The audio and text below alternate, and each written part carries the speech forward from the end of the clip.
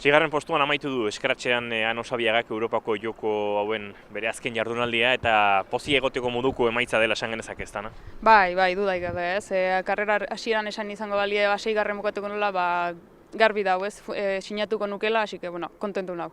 Horre zalantza zuen zure entrenatzaileak, hautatzaileak, Raul Menak, 55. hortzarekin platerak hortz bat gehiago izan balu, agian holandarraren erasoari heltzeko moduan izango zinela, eta horrek dominen borrokan zuzen-zuzena sartzen zintuen, ez da egin nola ikusi duzu.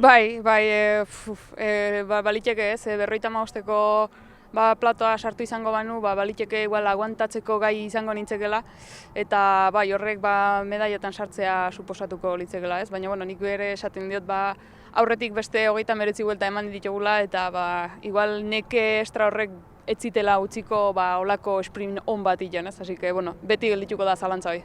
Orain, etxerako bidea hurrengo egunetan, atxeden hartzeko unea, eta zer da, epe motzean zuen egutegien? Bueno, joan dio ikusteko daukeu, ez? Pixkat rampkin UCI rankina nola daukeun, eta lehenengo helburue munduko kopan barrun egotea izatea izango da, hortako munduko 24 honenan barrunen barra dauket. Momentuz nau, baina oso puntu gutxi daukeu elkarrekiko danan arten, eta jarraitu barko dugu horren lehian, eta hortik aurrea helburue munduko kopak prestatzea izango da, ez? Zorionak lorturako 6. postuan engatik. Eskerrik asko. Ano Sabiaga concluye en 6ª posición en el Scratch en su última participación ya en estos Juegos Europeos. Ana, supongo que un resultado que te deja buen sabor de boca y que te deja la sensación de haber hecho una muy buena carrera, ¿no? Sí, la verdad es que venía con mucha confianza en mí misma, sabía que en esta carrera lo podía hacer bien.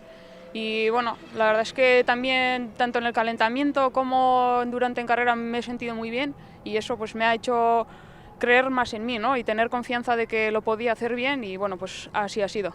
A vuestro seleccionador, a Raúl Mena, le quedaba la duda nada más llegar a meta si con el plato de 55 dientes hubieras podido aguantar ese ataque de la holandesa en la última vuelta que te hubiera metido directamente en las medallas. No sé cómo lo habéis comentado después de la carrera. Sí, la verdad es que siempre nos quedará esa duda, ¿no?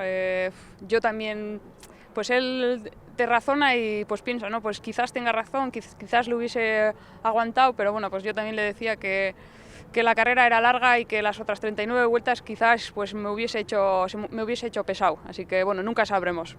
Bueno, ahora toca emprender en los próximos días el viaje de vuelta, todavía queda la entrada en competición de Irene, de Yard, pero ya pensando un poco en descansar y no sé a corto plazo qué es lo que se plantea en el horizonte. Sí, bueno, primero intentaremos terminar de cerrar la clasificación para la Copa del Mundo, que bueno, para eso habrá que estar entre las 24 mejores del mundo. Hoy estoy dentro, pero bueno, pues hay que seguir luchando hasta el último día y luego pues a partir de ahí, una vez que se confirme eso, pues ya prepararemos a tope el invierno, que es donde están todas las copas del mundo. Bueno, pues mucho ánimo y sobre todo enhorabuena por esta 6ª plaza conseguida. Vale, eskerrik asko.